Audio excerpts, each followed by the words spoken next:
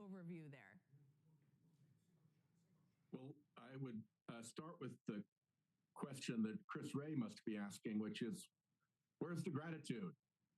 He provided complete cover for a fake investigation by the FBI of Brett Kavanaugh's sexual escapades, and now all he gets is ushered out the door.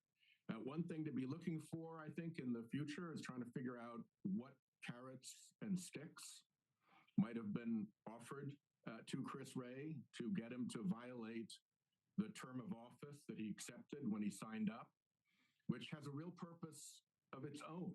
It is intended to separate the tenure of an FBI director from the political cycle of presidential elections.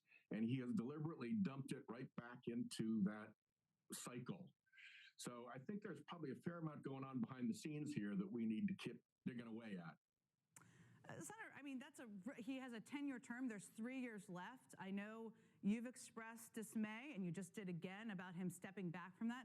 What kind of carrots do you think there could be, or what questions are you looking for more information on in that regard?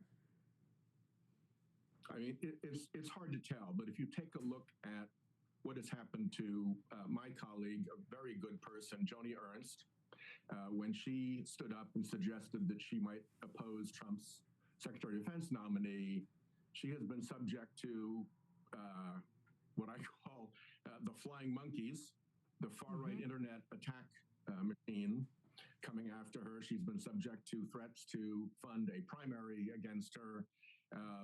She's really been battered as much as they possibly can to try to get her back in line.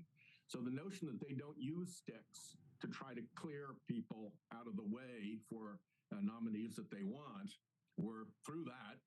And then, we'll see where Chris Wray lands, how big his clients are, how much his pay package is, all that kind of stuff. There could be some pretty significant carrots there to have encouraged him to abandon his term for Trump.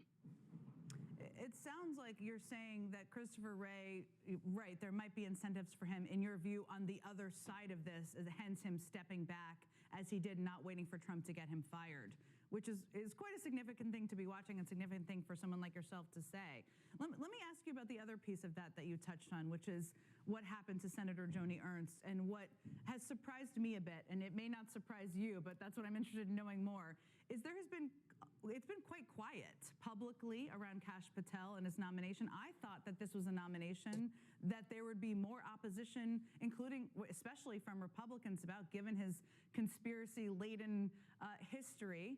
Is that accurate? Is there anything happening behind the scenes in terms of opposition, or is your suspicion that he's going to get confirmed to a 10-year term? Well, we saw with respect to Matt Gaetz, who is perhaps the most spectacularly unqualified of all of these unqualified nominees, nominated to lead the agency that does criminal investigations, with his only experience of criminal investigations being the subject of them. And what we've discovered is that a lot of the pushback that convinced him to withdraw, or the Trumpsters to ask him to withdraw, came quietly.